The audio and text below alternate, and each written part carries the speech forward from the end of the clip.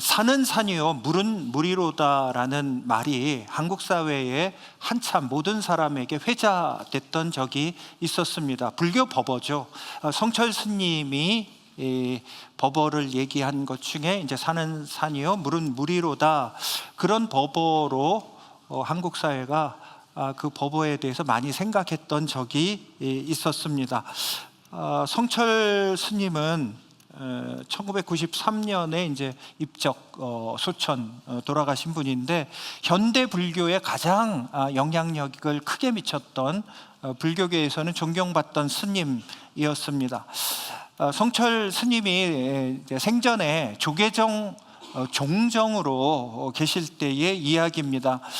우리 불교는 살생하지 말라라는 계율을 가지고 공식적으로는 육식을 하지 않는 것이 공식적인 규칙이지요. 그런데 모든 불자들이 사실 육식을 공공연히 하고 있는 거죠. 우리도 뭐 잘 알고 있지만 육식을 해요.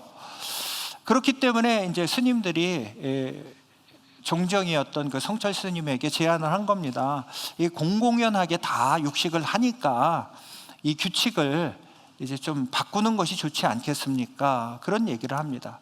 실은 이런 고민은 불교계에서 뭐 하루 이틀, 뭐 1년, 2년 된 것들이 아니라 아주 오래전부터 불자들이 육식을 해왔고, 또 스님들조차도 육식을 암암리에하는 분들이 있었기 때문에 불교계 내부에서는 굉장히 고민거리였어요. 그래서 이 살생하지 말라라는 이 부처님의 명령을 좀 현대적으로 새롭게 해석할 방법이 따로 없을까 해서 아주 오래전부터 연구가들이 해석을 해왔어요. 준비를 해왔습니다. 그러니까 준비한 결과가 있기 때문에 그것을 바탕으로 해서 육식을 하지 말라라는 이것을 우리가 이제 내립시다.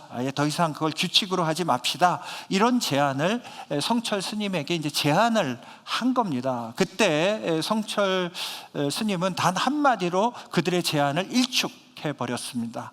그것은 고기를 먹으면 집이 무너진다라는 그런 얘기였습니다. 성철 스님이 말한 집은 뭡니까? 불자들의 삶이죠. 고기를 먹게 되면 불자들은 이렇게 살아야 되겠다라는 어떤 인생의 도리와 목표, 불자들이 가지고 있는 어떤 신앙적인 도리가 있을 거 아니에요. 그런 것들이 무너진다는 것이고, 또 집은 불교 자체를 얘기할 수 있죠. 불교 자체가 무너질 수 있다라는 그런 얘기입니다. 그러니까 불자가 어느 한 계명을 무너뜨리면 자기의 편의에 따라 나머지 계명도 그냥 마음대로 할 수 있다라는 겁니다. 그러다 보면 불자들의 바른 삶이, 불자로서의 바른 삶이 무너지게 되고, 심지어는 더 나아가서 불교 자체가 무너지게 된다라는 그런 생각입니다. 사실 우리 기독교인들 입장에서는 어찌 보면 육식을 하지 않는다라는 게 뭐 그렇게 중요할까? 육식을 하지 않는 게 어떻게 보면 어리석게 보이는 경우도 있습니다. 하지만 불교도들 입장에서는 그건 정말 불교 자체가 무너질 수 있는, 그건 중요한 신념이고 중요한 규칙이고 중요한 교리입니다. 우리나라 그 속리산의 법주사에 33m나 되는 미륵불상이라고 엄청난 높이의 미륵불상이 있지 않습니까? 우리가 보기에는 저게 이제 신라 776년도에 전체가 금으로 원래는 만들어졌는데, 지금은 청동이고요.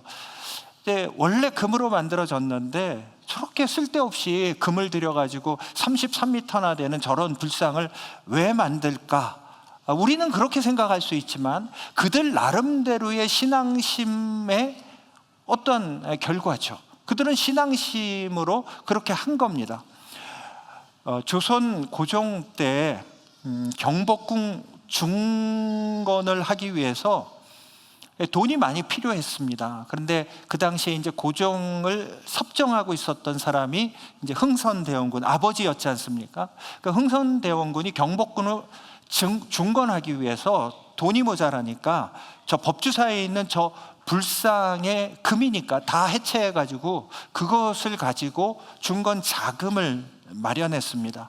그러니까 유교를 숭상했던 조선 왕실의 입장에서는 뭐 저 쓸데없는 거죠. 지금 나라가 살아야지 저 금을 가져다가 자금을 만드는 것은 어찌 보면 조선 왕실의 입장에서는 당연한 조처였지만, 그러나 불교인들 입장에서는 그건 뭐죠? 폭력이고 강압이고 억압인 거죠.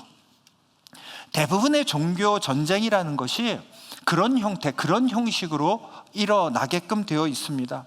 사실 어떤 사교 혹은 완전히 이단 종교가 아닌 이상 세상의 모든 종교들은 사실 인간 삶에 유익한 덕목들을 가지고 있어요. 전혀 불이익되는, 아무 소용도 없는 그런 종교가 세상에 오래 남아있을 수 없죠. 그러니까 모든 종교의 명분, 모든 종교의 교리를 들여다보면 인간 삶에 굉장히 유익한 교리들과 그런 것들을 가지고 있단 말입니다. 그런데 우리가 서로 그러죠. 우리 종교가 진짜야, 우리가 진리야, 우리가 진리야, 서로 그렇게 싸우는데, 사실 그렇게 서로 우리가 진짜야, 우리가 진짜 진리를 가지고 있어 종교 간에 싸울 필요가 없는 겁니다. 가만히 지켜보면 돼요. 뭘 지켜보면 되는가 하면, 그 종교가 진리 안에 세워져 있으면 폭력적으로 노출되지 않아요. 그러니까 어떤 종교든지 좋은 명분을 내세우잖아요.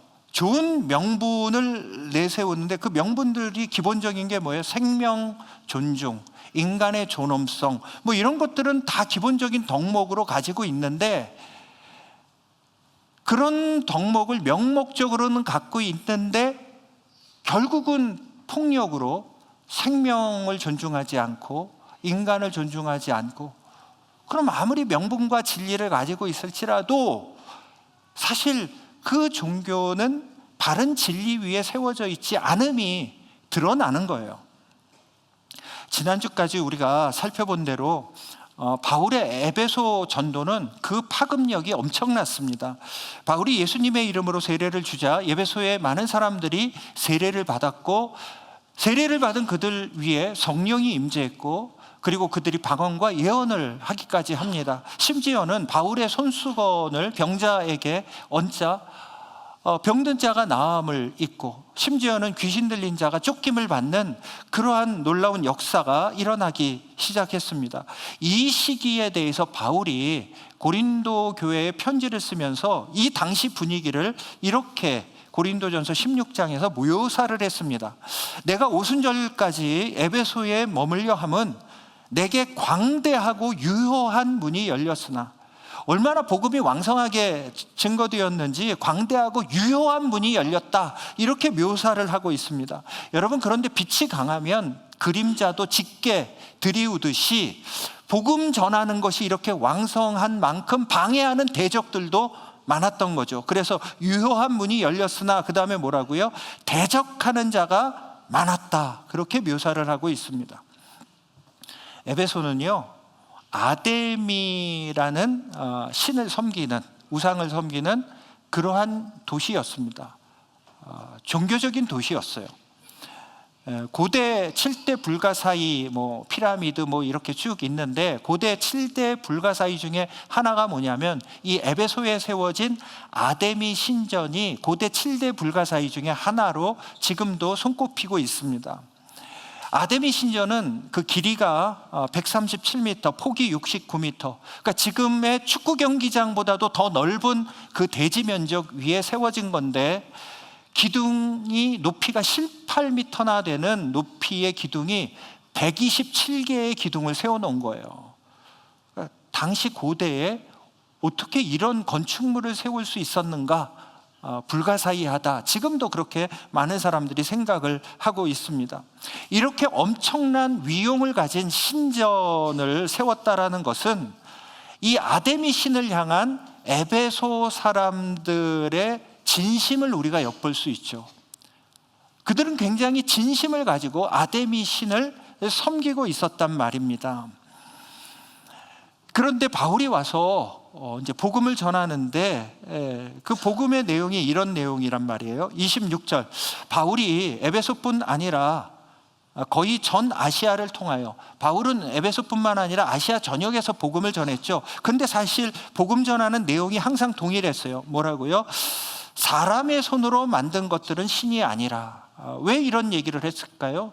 무시하기 위해서가 아니라 하나님의 존재에 대해서 증거하고 설명을 하기 위해서 이런 말을 할 수밖에 없었던 거죠. 근데 이제 문제는 아데미가 우상이기 때문에 우상을 만드는 사람들이 있었겠죠. 그 세공업자들이 우상을 만들어서 에베소뿐만 아니라 아시아 전역에 우상을 판매를 함으로 막대한 부와 명예를 얻었단 말입니다. 근데 바울의 얘기를 가만히 들여다보니까는 자신들의 경제적인 기득권이 이게 위협을 받는 것 같아요. 위험하다라는 생각이 든 겁니다. 아직 우상이 안 팔리는 것은 아니에요. 그런데 그들 생각에 이거 안 되겠는데, 이거 잘못하다 우리 장사 망치겠는데, 그러한 위기의식을 갖게 된 겁니다. 그래서 그들이 에베소 사람들의 신앙심에 호소를 하기 시작한 겁니다. 자, 27절, 우리의 이 영업이 천하여질 위험이 있을 뿐 아니라 큰 여신 아데미의 신전도 무시당하게 되고, 우리가 섬기는 이 아데미 신, 그리고 이 신전이 얼마나 대단하냐, 우리의 자랑 아니냐. 그런데 저 복음 때문에 우리가 지금 무시당하고 있다, 이렇게 얘기를 합니다. 그리고 아시아와 온 천하가 위하는 그의 위엄, 아데미 신의 그 위엄, 그 높으심이 떨어질까 하노라 하면서 선동적인 구호를 외침으로써 복음에 대해서 적개심을 지금 심어주고 있습니다. 우상을 만들어 파는 세공업자들의 이 선동 때문에 에베소의 많은 사람들이 이제 움직이기 시작하는 거예요. 그렇지 하면서 우리가 바울을 잡아 죽이자 하면서 바울을 찾기 시작한 겁니다. 그런데 바울을 찾지 못하고 바울과 함께 동역하고 있었던 가이오와 아리스다고 두 사람을 발견합니다. 그리고 그 두 사람을 붙잡아다가 연극장으로 끌고 들어갑니다. 왜요?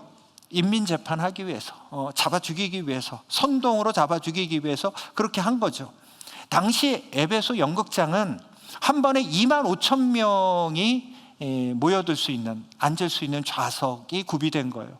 여러분, 2만 5천 명이라고 하면은 잠실 야구장급입니다. 그러니까 어마어마한 사람들이 몰려들었던 거예요. 그 당시에 실로 엄청난 사람들이 바울과 그의 일행을 죽이기 위해서 몰려들은 겁니다. 그 분위기가 얼마나 험악하고 폭력적이고 살해의 위협을 느꼈는지 바울이 가만히 있을 수가 없죠. 왜냐하면 가이오와 아리스다고가 죽게 생겼는데요. 그래서 그 자리 연극장으로 뛰어들려고 이제 들어가려고 하자 30절 보면 바울이 백성 가운데, 연극장 가운데로 들어가고자 하나 제자들이 말리고, 가면 죽습니다 하고 말렸다라는 거예요. 근데 말리고 에이온이라는 이 헬라어 표현이 시제가 미완료 시제. 미완료 시제는 뭐예요? 계속 반복되는 행동을 얘기한다고. 자, 바울은 살려야 된다, 저들 죽는다, 가만히 있으면 저 두 사람 다 죽는다 하고 계속 들어가려고 했고, 그때마다 제자들은 들어가면 당신도 죽습니다 하고 말리고, 계속 승강이를 하고 있었다라는 거예요. 동료를 살리기 위해서 뛰어드는 바울과 그를 말리는 제자들을 볼 때 그 분위기가 얼마나 험악했고 살해 위협을 충분히 느낄 만한 그러한 위험한 순간이었는지 충분히 우리가 예상할 수 있는 대목입니다. 이게 얼마나 미쳐 돌아가는 상황이었는지 32절을 보면 알 수가 있어요. 사람들이 외쳐 이르되, 어떤 이는 이런 말을, 어떤 이는 저런 말을 하니 모인 무리가 분란하여 태반이나 어찌하여 모였는지 알지 못하더라. 죽이자 하고 외치는데 왜 죽여야 돼? 설명하는 사람이 없는 거예요. 어떤 사람은 이런 이유를 대고 어떤 사람은 저런 이유를 대고, 그러니까 비이성적인 광기에 휩싸인 집회가 되어버리고 만 거예요. 그러니까 자기들이 모여놓고서도 왜 모였지는 모르고 사람 하나 죽이고자 하는 그런 엄청난 살기를 가지고는 있었다는 겁니다. 폭력적이죠.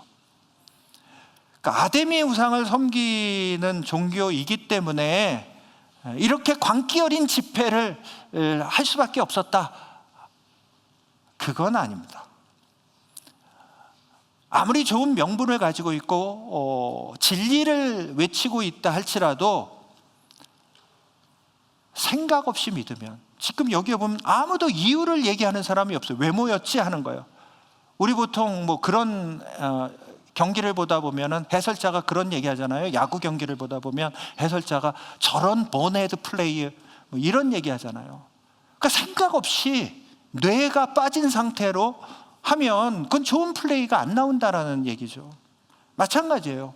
내가 아무리 좋은 신앙의 명분들을 내가 진리로 얘기할지라도 머리가 비어 있는데 얼마든지 광신도가 될 수 있는 거죠.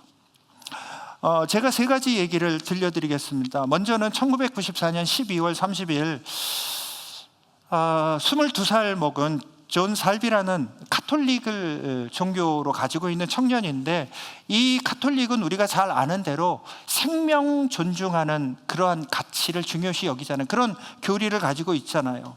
그래서 낙태를 반대하는 것이 카톨릭의 규칙이었죠. 존 살비가 카톨릭 교도로서 당연히 이 교리를 굉장히 중요시 여겼습니다. 낙태는 이루어져서는 안 된다, 그렇게 생각을 해왔습니다. 사실 미국이라는 나라는 우리가 잘 알다시피 뭐 선거철마다 혹은 어떤 이슈만 있으면 대부분이 뭐 낙태 찬반으로 나뉘어지지 않습니까?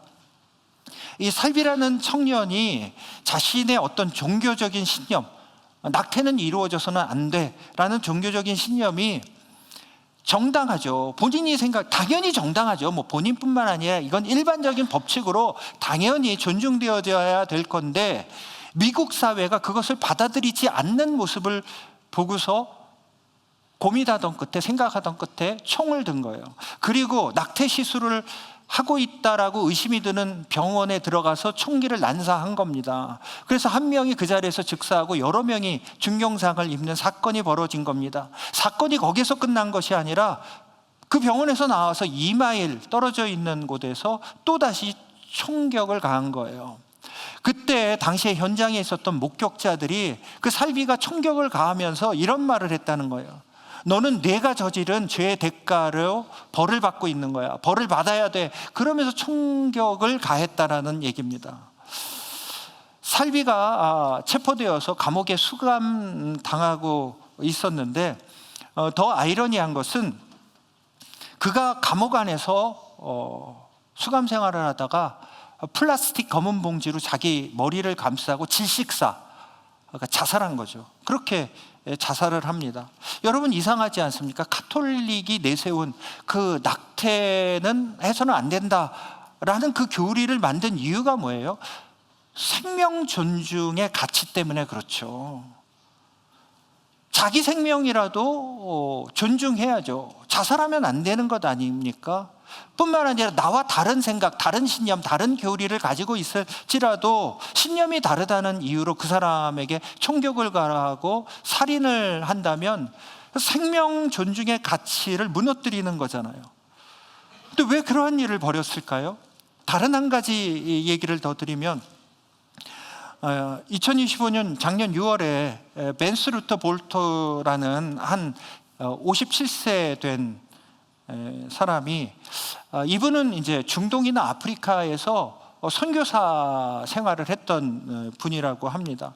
또 개신교 목사로서 많은 사람 앞에서 설교도 했던 사람이라고 합니다. 근데 이분이 이제 미국으로 돌아와서 미네소타에 사는 미국 민주당 하원 여성 의원 집에 뛰어들어간 거예요. 그래서 여성 하원 의원과 그 남편을 총격을 가해서 죽인 거예요. 또 낙태를 지지하던 다른 민주당 부부를 해치려다가 부상을 입히고 결국은 이제 도망은 갔지만 경찰들의 대대적인 어떤 검거, 체포로 말미암아 이제 검거되었어요. 여러분, 개신교는 성경을 삶의 원리로 삼잖아요. 성경은 뭐라고 얘기합니까? 성경은 살인하지 말라고 해요.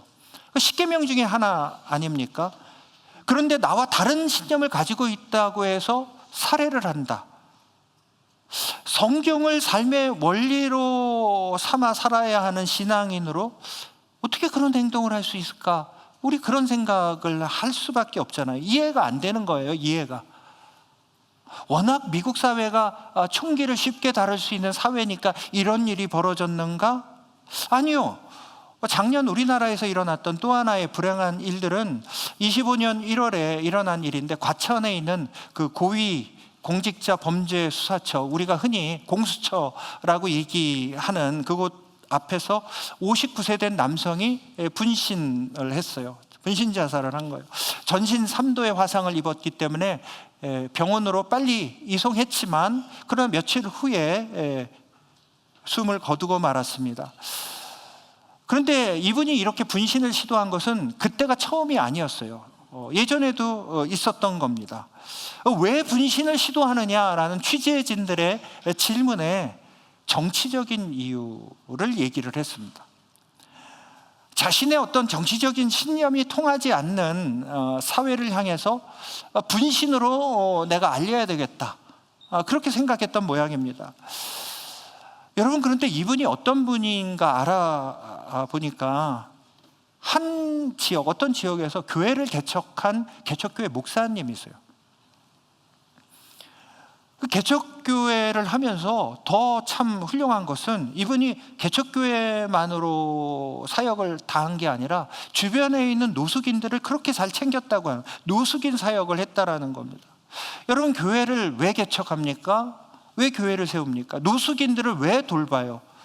그것은 한 생명이 소중하기 때문에 돌보기 위한 것 아닙니까? 한 영혼을 구원하기 위해서 영혼 사랑하는 마음으로 교회를 세우는 것 아닙니까? 그래서 그분이 노숙인들을 돕고 교회를 세워 나갔던 거잖아요. 사회에서 가장 약한 자들을 도왔던 그 마음은 중심이 뭐가 있었던 겁니까? 생명의 가치를 소중하고 인간 존엄성에 대한 귀중한 가치를 마음에 품었기 때문에 그렇게 한 것이잖아요. 그런데 분신은 자신의 생명을 끊는 거예요. 저 같은 세대가 이제 젊었을 때, 젊은 시절에 읽었던 여러 종류의 책 중에 이런 종류의 책도 많이 읽혔습니다. 전태일 평전. 전태일 평전을 읽으면 거기 읽다 보면 가슴 아픈 대목들이 꽤 많이 있어요. 그러니까 그 시대의 아픔을 담아놨기 때문에 우리 시대에 이런 아픔이 있구나라고 알게 되면 그 공감하는 아픔이 생기게끔 되었습니다. 그래서 당시 그 청년 전태일을 심지어 열사라는 그런 호칭으로 불렸습니다. 시대의 아픔 속에서 그 청년 전태일이 분신을 합니다. 그때 같이 책을 읽고 했던 어떤 분들은 그런 얘기까지 했어요. 오늘날 이 시대 속에 예수님께서 우리 가운데 찾아오셨다면 전태일 청년 같은 모습으로 찾아오셨을 것이다, 그런 얘기를 하는 것도 들었습니다. 그만큼 그때 그 분신하는 장면이 굉장하게 숭고하게 표현되어져 있어요. 그런데 몇 년 후에 그 책을 저술한 저자, 조영래 변호사가 저자인데, 그 조영래 변호사가 이런 말을 했습니다. 전태일 청년의 그 분신을 묘사하는 그 대목을 자신이 너무 수사학적으로 너무 강하고 세게 표현을 했다, 그 후회한다. 그 분신을 통해서 원래 자신이 그 분신을 묘사하는 그 의도는, 지금 이 시대가 인간의 존엄성을 무시하고 인간을 수단화하던 이런 시대, 그리고 폭력적인 사회상을 고발하기 위해서, 그래서 이 분신의 대목을 강하게 묘사했는데, 내가 그렇게 너무 강하게 묘사한 것이 정말 후회스럽다, 그런 얘기를 했습니다. 왜 그랬을까요? 여러분, 당시에 우리 시대, 그때 한국 사회가 어떻게 이런 열악한 노동 환경 속에서 사람을 일하라고 할까? 이건 인간의 존엄성이 해쳐지는 것이다. 그걸 고발하기 위해서였죠. 12살, 13살, 15살 먹은 소녀들이 갓 시골에서 서울의 상경에 가지고 그냥 제대로 먹지도 못하고 자지도 못하고 억압적으로 강압적으로 15시간 이상씩 그런 노동 현장에서 고달프게 살아가는 그 모습, 인간의 존엄성이 말살된 사회가 과연 정상적인 사회인가? 그들의 아픔을 보다듬어 주자. 그러니까 그들이 얘기하는 외침, 인간답게 살게 해주세요. 우리도 인간답게 살게 해주세요. 그것을 부각시키기 위해서 생명 존중의 입장에서 책을 썼는데, 그 책을 읽고서 죽음에 대한 마음이 점점 커져가게 했다라는 것이 내가 정말 잘못했다, 내가 후회스럽다라고 얘기하는 거예요. 그러니까 우리가 어떤 한 가지 신념을 갖고 한 가지 일에 몰두하다 보면 아무래도 편향되게끔 되어 있어요. 그러다 보면 정작 내가 소중하게 여겼던 본질적인 가치를 내가 놓치게 되는 경우가 얼마나 많은지 모릅니다. 그 저자 영래 변호사가 깊이 반성한 대목이 그거예요. 자신이 전태일 평전을 쓸 때 그 동기는 인간의 가치에 대한 것을 얘기하기 위해서, 생명 가치에 대해서 얘기하고 싶어서 그걸 썼는데, 결국은 그걸 읽고서 죽음이 미화되어 있고 생명을 함부로 하는 그런 생각을 갖게 한다면 그게 잘못된 거라는 거죠. 그러므로 우리는 종교적인 신념, 우리가 배우는 어떤 교리, 이것을 우리가 내면화하는 것이 신앙이잖아요. 우리가 교리를 배우고 진리를 품에 안고 그걸 생활화하는 연습을 하는 게 신앙이지 않습니까? 그런데 그렇게 생활화할 때, 내면화할 때 이게 편향적이 되지 않도록 정말 조심해야 되는 겁니다. 편향되면 본질을 놓치게 돼요. 나도 모르는 사이에 본질을 놓치게 되는 겁니다. 본질을 잃어버리게 만드는 대표적인 편향적인 사고가 뭡니까? 흑백 논리죠. 성과 악으로 나눠버리는 겁니다. 성과 악 사이에 어떠한 타협점도 없다고 생각해서 그냥 흑백 둘 중에 하나죠. 그럼 여러분 생각해 보십시오. 우리 편이 아니면 다 적입니까? 아니요. 아니요, 그렇지 않아요. 예수님이 사마리아 마을에 들어가시기 전에 먼저 제자들을 먼저 사마리아 마을에 들어가서 예수님을 맞을 준비를 하도록 그렇게 합니다. 제자들이 가서 사마리아 사람들에게 예수님이 오시니까 맞이할 준비를 하자라고 그렇게 얘기하는데, 사마리아 사람들이 맞이할 생각을 안 하는 거예요. 도리어 멸시하고 무시하는 겁니다. 그래서 제자들이 예수님께 와가지고 그때 사마리아 사람들의 실태를 얘기하면서 이렇게 얘기해요. 누가복음 9장, 주여 우리가 불을 하늘로부터 내려 저들을 멸하라 하기를 원하시나이까? 우리 영접하지 않는데 사마리아 사람들, 저거 원래 인간도 아니에요. 다 개들이에요, 개. 불을 내려서 멸절시키는 것이 마땅하지 않습니까? 그런 제안을 해요. 근데 예수님께서는 도리어 제자들을 꾸짖으시고 조용히 다른 마을로 가십니다.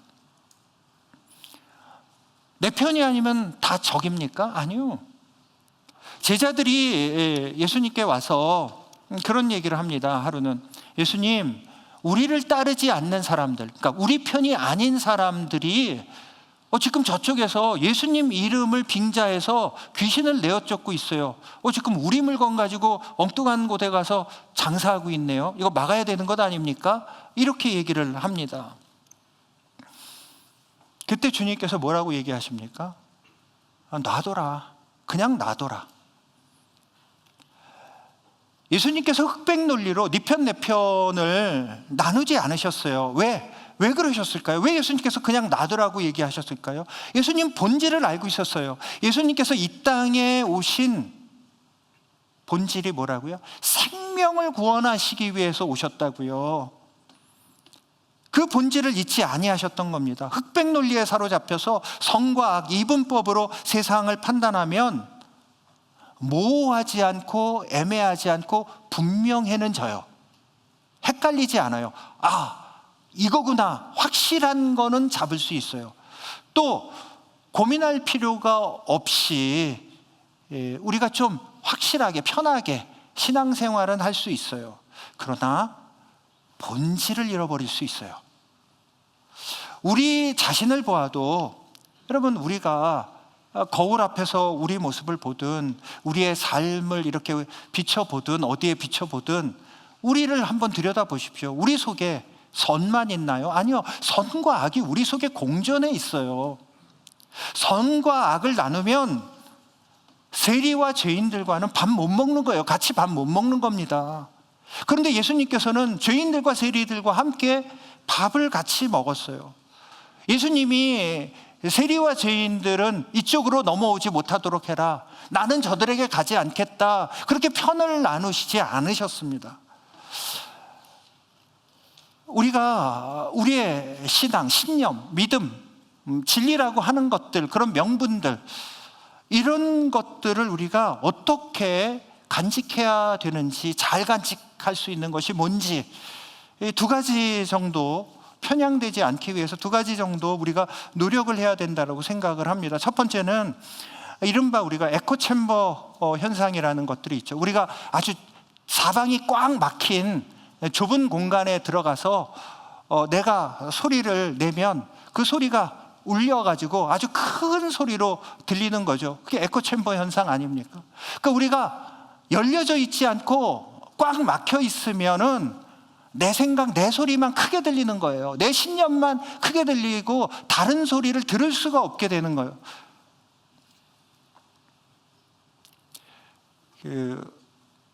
여러분들 여행 가시잖아요. 그리고 뭐 출장도 가시고, 그런데 주일이 이렇게 끼는 경우가 있지 않습니까? 뭐 수요일 날도 낄 수도 있고. 그때 여러분들 어떻게 하세요? 우리 나눔과 섬김의 교회 온라인 예배를 드립니다. 감사하죠. 감사하죠. 근데 여러분, 거기까지 가셨으면 그 지역의 교회를 찾아가십시오. 그게 마땅합니다. 정 찾고 찾을 때 못 찾았다, 그럼 온라인 예배를 드리는 것이 맞죠. 어느 분이 이제 런던에 가셨다 그래서 제가 물었어요. 런던에 가셨는데 그러면은 어떻게 주일날 거기 웨스트민스터 교회에 가서 예배를 좀 드려보셨나요? 온라인 예배를 드렸다는 거예요. 감사하죠. 감사한데 우리가 그런 기회를 어디에서 얻어요? 열려 있게끔 그렇게 신앙생활을 하는 게 맞아요. 그래야지 우리가 참과 거짓을 구별할 수 있게끔 돼요. 우리가 SN상으로서도 여러 가지 루머들이 많이 나오잖아요. 그러면 이제 저한테도 이제 많은 분들이 이제 보내오세요. 제 주변에도 이제 많이 보내오는데 어느 양 교회가 이렇대요. 어느 목사님이 이랬대요. 정치적으로 이렇게 이야기가 나온대요. 하면서 막 얘기를 해요. 제가 한 번은 이제 유튜브에서 어떤 분이 죽었다 그래가지고 깜짝 놀래가지고 그날 뉴스를 딱 검색을 했는데 아무데도 뉴스에서 안 나오는 거예요. 가짜죠. 거짓인 거죠.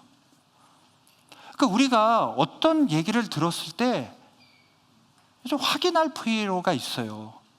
그래서 여러분들이 자주 쓰는 AI, 제미나이나 퍼블릭시티나 챗GPT나 이렇게 한번 써 보십시오. 그러면 거기에서 어떤 건 가짜고 어떤 건 진짜고 걔네가 똑똑해가지고 그런 것까지 알려주더라고요. 진짜도 있고 가짜도 섞여 있는 거예요. 여러분, 어떤 거 50%는 사실, 50%는 가짜. 그럼 뭐예요? 여러분, 여기 50%가 물이고 50%가 독약이에요. 근데 섞었어요. 그럼 뭐예요? 독약이죠. 그건 선동하는 사람들의 아주 고도의 수법이죠. 어떻게 선동하는 사람이 거짓말 얘기하겠어요? 선동하는 사람들은 반드시 거기에 참을 얘기해요. 그런데 거짓이 있는 거죠. 그러니까 선동이 되는 거죠. 나를 분노하게 하고 누군가를 혐오하게 하고 경멸하게 하고 뭔가 조급하게 일을 하려고 하는 것. 이 못된 일이네. 이렇게 분노하지 마시고 한번 찬찬히 살펴보시라는 얘기예요. 교회 안에서도 그렇잖아요. 누가 그랬다 했을 때 역시 그렇구나, 교회가 문제가 많아 하고 화내지 마십시오.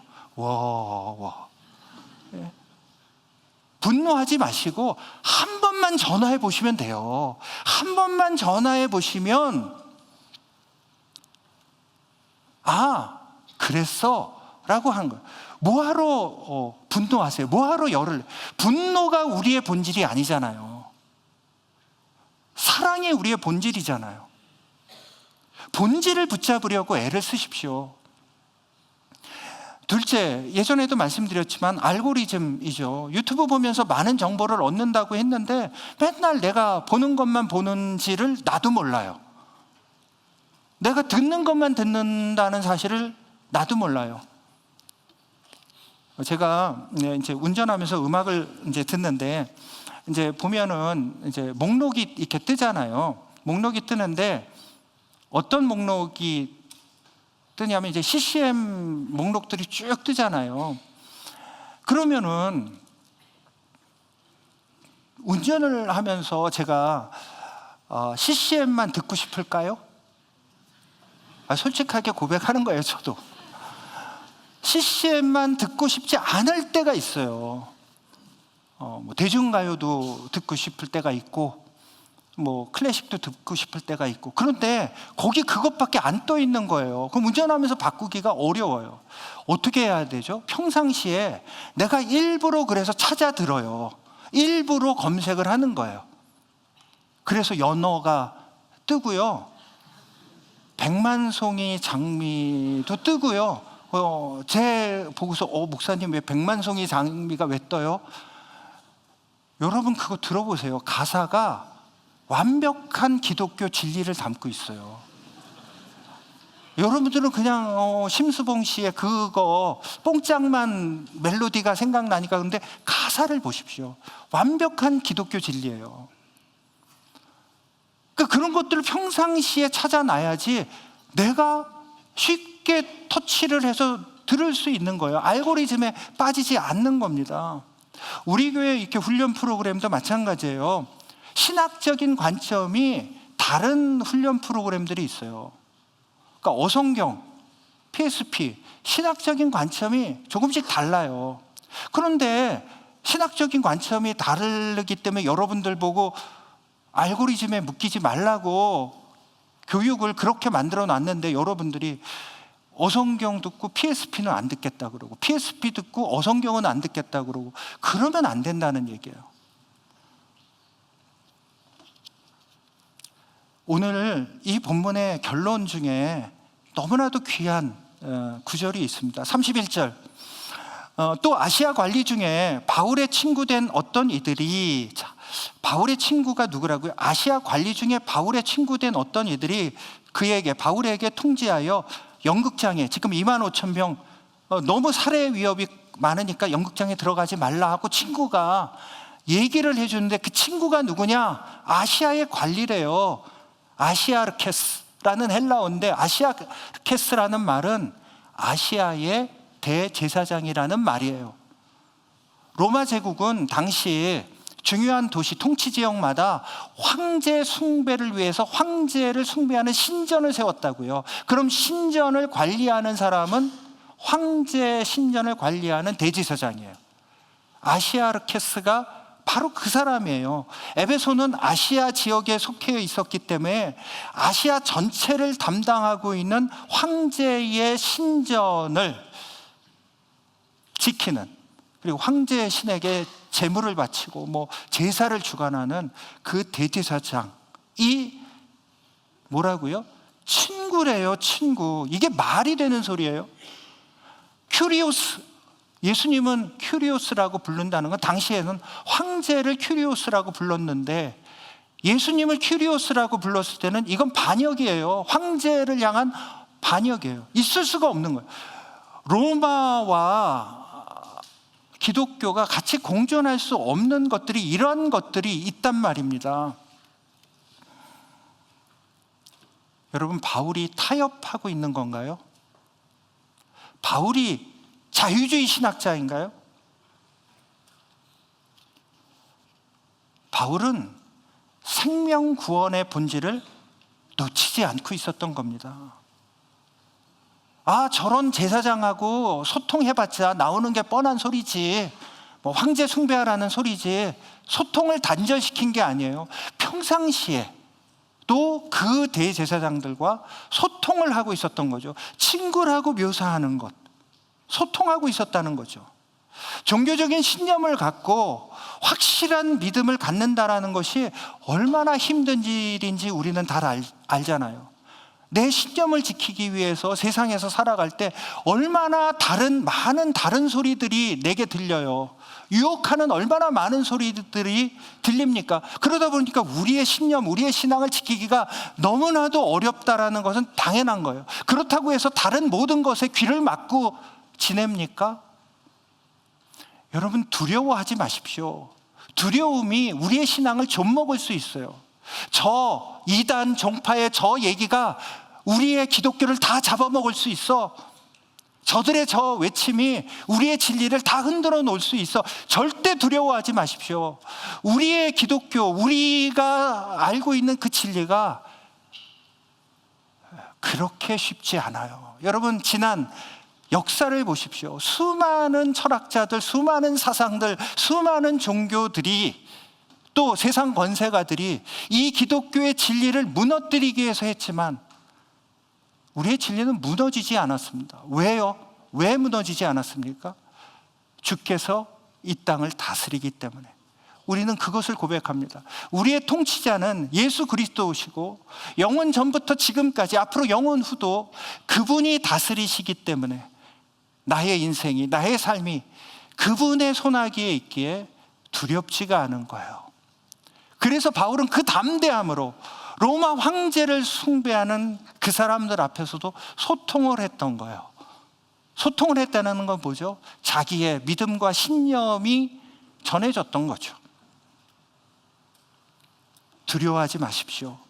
주님이 이 땅을 통치하고 계신다라는 사실을 믿고 우리의 진리, 사랑의 본질을 놓치지 말고 신앙생활 하시기를 주님의 이름으로 축원드립니다. 아멘. 우리 이 시간 찬양하며 나갑니다. 찬양 가사가 그렇습니다. 주님의 나라와 뜻이. 그래요. 우리의 소원이 뭡니까? 하나님의 나라가 이 땅에, 그리고 그분의 뜻이 이 땅 위에 이루어지기를 원합니다. 그렇다면 뭐라고요? 두려움 없는 믿음을 가져야죠. 흔들리지 말아야죠. 하나님께서 내게 주신 그 사랑의 본질을 놓치지 않고 사랑해야죠. 풀은 마르고 꽃은 시드나, 가사 뜻이 그래요. 풀은 마르고 꽃은 시드나 주의 말씀은 신실해. 그분의 진리, 그분의 본질은 신실합니다. 걱정하지 마세요. 믿고 담대하십시오. 우리의 본질을 놓치시지 마시기 바랍니다. 우리 찬양하며 나갑니다.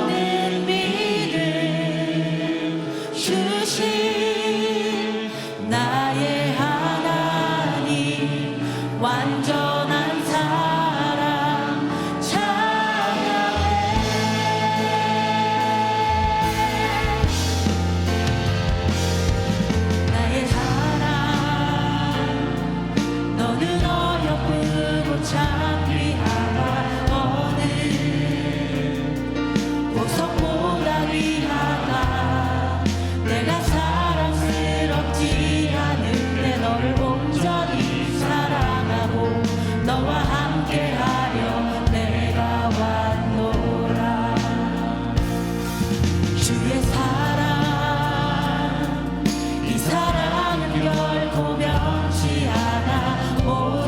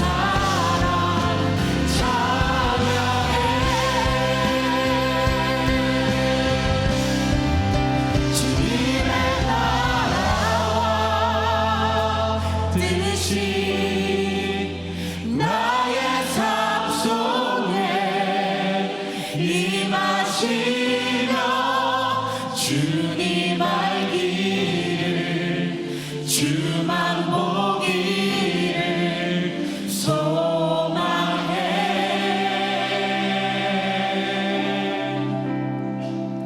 거룩히 살아갈 힘과 두려움